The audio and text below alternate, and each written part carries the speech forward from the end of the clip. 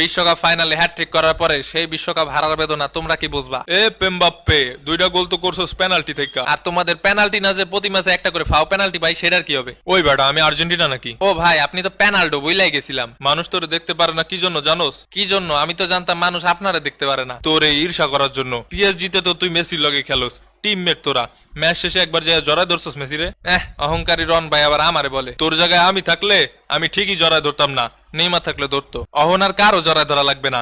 অহন বাড়ির যামু, তোর ভাবিরে জড়ায় ধইরা শান্তির একটা ঘুম দিমু। জান জান মেসি ভাই, আমরাও যাই উদযাপন করতে। আহা কি শান্তি, আহা কি পূর্ণতা, কি অমায়িক দৃশ্য। ফুটবলের বাদশার হাতে ফুটবলের শ্রেষ্ঠ পুরস্কার।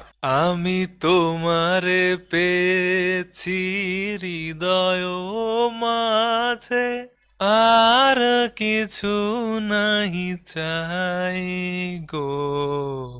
আমারও পড়ানো যাহা চাই, মেসি ভাই টাই, আর্জেন্টিনা টাই।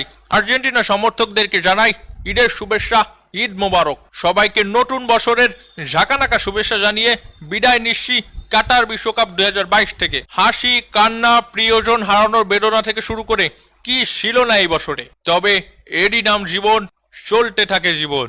আসছে বছর আবার হবে। খেলা হলো 18 তারিখ, লেখা হলো নতুন এক ইতিহাস, দেখা হলো আমাদের। তো আবারও দেখা হবে, সেই পর্যন্ত ভালো থাকবেন, সুস্থ থাকবেন। বিদায় ফিট টিভি, খেলা হবে মামা।